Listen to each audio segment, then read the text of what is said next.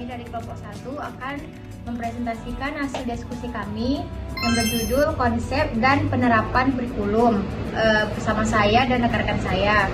Nama saya Felia Gita Putri sebagai moderator dan anggotanya ada Eza. Selanjutnya saya Carissa Elma Konita. saya Sofia Wulandari. Akan dijelaskan oleh Sofia. Baik, kurikulum 1964 ini dirancang untuk memberikan pengetahuan akademik kepada kita masyarakat Indonesia, terutama itu untuk jenjang SD. Nah, di sini itu ada program Pancawardhana dalam artian yaitu ditekankan atau dilaksanakan atau dikembangkan dalam bentuk daya cipta rasa, karya, dan moral.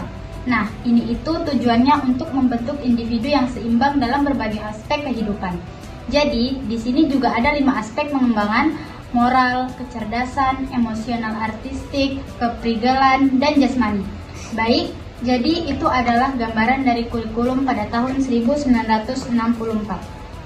Kemudian, kurikulum 1964 ini hanya bertahan kurang lebih 4 tahun ya.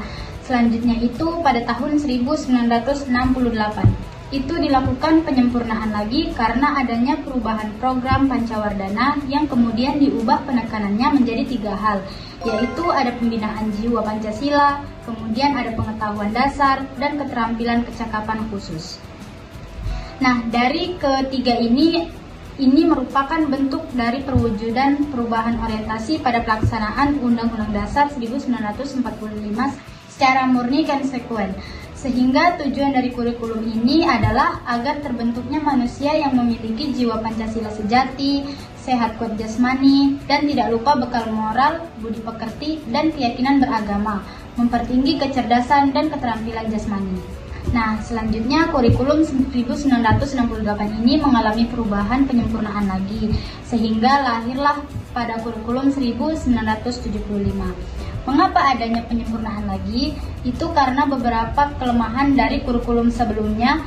Pada kurikulum ini bertujuan untuk membentuk karakter dan kepribadian siswa melalui akademis, integrasi, pendidikan moral, dan keterampilan praktis. Jadi, kalau kita kurikulum 1975 ini ada baca, di situ ada implementasi yang memberikan dampak yang cukup besar. Dalam hal peradministrasi, misalnya kayak guru menghabiskan banyak waktu untuk menyusun peradministrasian dalam sesuatu pelajaran. Baik, jadi itu adalah gambaran kurikulum pada tahun 1975. Baiklah, selanjutnya akan dijelaskan oleh Carissa. Nah, untuk pada kurikulum 1984 ini sudah mengusung proses skill approach atau mengusung pendekatan keterampilan proses. Maksudnya itu untuk menekankan pentingnya cara belajar, kemudian menempatkan posisi siswa sebagai subjek pelajar yang aktif seperti kegiatan berdiskusi, mengelompokkan, dan mengamati. Ini biasanya juga disebut juga cara belajar aktif siswa atau CBSA.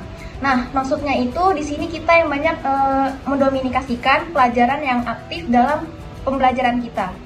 Nah, untuk selanjutnya itu ada kurikulum 1984.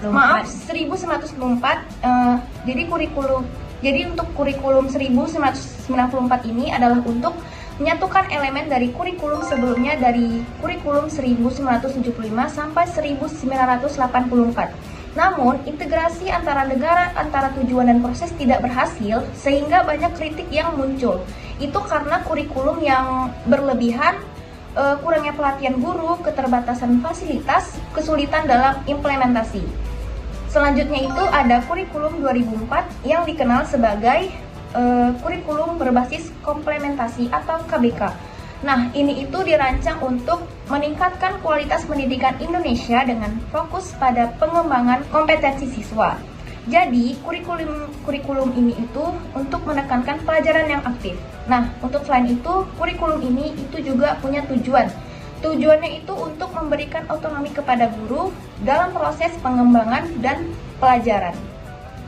Oke, baik, kesimpulannya, kurikulum adalah rencana pembelajaran yang mencakup tujuan, mode, materi, evaluasi dalam suatu pendidikan. Sehingga kurikulum bertujuan untuk mengembangkan keterampilan siswa dan sikap sesuai dengan kebutuhan masyarakat pengembangan zaman. Oke, baik, itu saja presentasi kami. Saya akhiri. Assalamualaikum warahmatullahi wabarakatuh.